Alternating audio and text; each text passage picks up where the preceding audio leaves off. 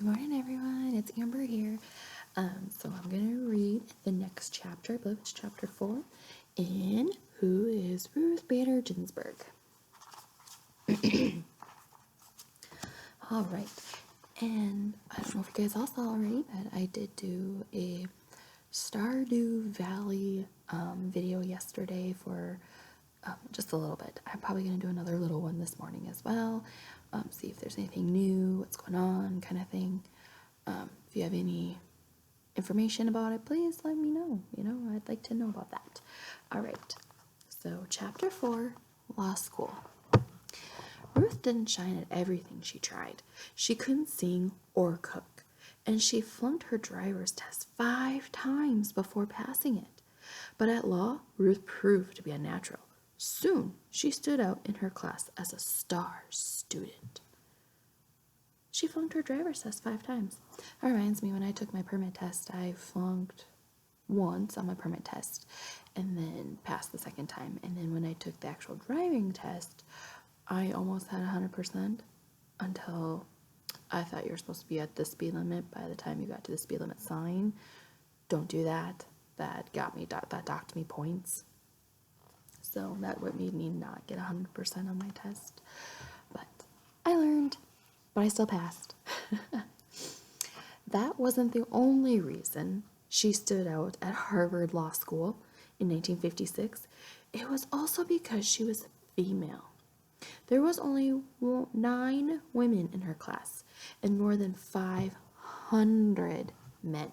Can you imagine? Just 9 women and 500 men. That's crazy. I can't even imagine that. None of the teachers were female.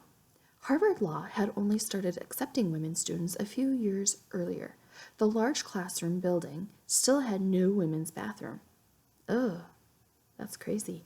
Ruth sometimes had to make a mad dash for a makeshift restroom a block away. Being the only girl in a class was hard, especially for shy Ruth. She felt like she was always on display. Even worse, she was afraid of giving a wrong answer. I would be too. That might make men think women were unfit to become lawyers. Almost all of Ruth's classmates, men and women, were single. They had nothing else to do but study, day and night. Ruth had a toddler at home to care for. Even with Marty's help, she couldn't afford to waste a minute of time. This was her routine. 8:30 a.m., leave for school when the nanny came, attend classes, and study all day. 4 p.m., return home for baby time, change diapers, read storybooks to Jane, and play silly games. 7 p.m., put Jane to bed, then hit the books. It's pretty good that she had a routine, because most kids, they do better, they thrive better on a routine. Did motherhood hold Ruth back at Harvard? Not one bit. Time with her child cleared her mind and gave her energy to study hard later. Ruth rose straight to the top of her law class. Then, as if out of the blue, a crisis struck. Marty learned he had cancer. The disease was already very advanced. Massive radiation treatments had to begin immediately.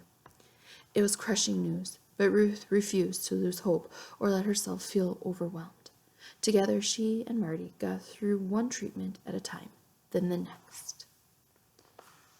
The treatments made Marty so ill he couldn't attend classes. So Ruth asked Marty's friends to share their class notes with him. Then after tucking Jane into bed, Ruth typed up the notes for Marty. She also typed his papers and took over his share of household chores. It was long past midnight before she found time to tackle her own law school work. Oh my goodness. Could you imagine that? That must be just so hard and tiring. A juggling act like this was nearly impossible to keep up. Something had to give. For Ruth, it was sleep. She grabbed only a couple of hours of sleep before the alarm clock rang in the morning. This routine became a habit for her. For the rest of her life, Ruth worked very, very late and slept very, very little. Against all odds, Marty beat cancer, and he graduated from Harvard right on time. A large law firm in New York City offered Marty a job. That meant Ruth faced a tough choice. She either had to leave Harvard Law School in Boston or stay there without Marty. In the end, it was most important to Ruth to keep her family together. So she spent her last year of law school at Columbia University in New York City.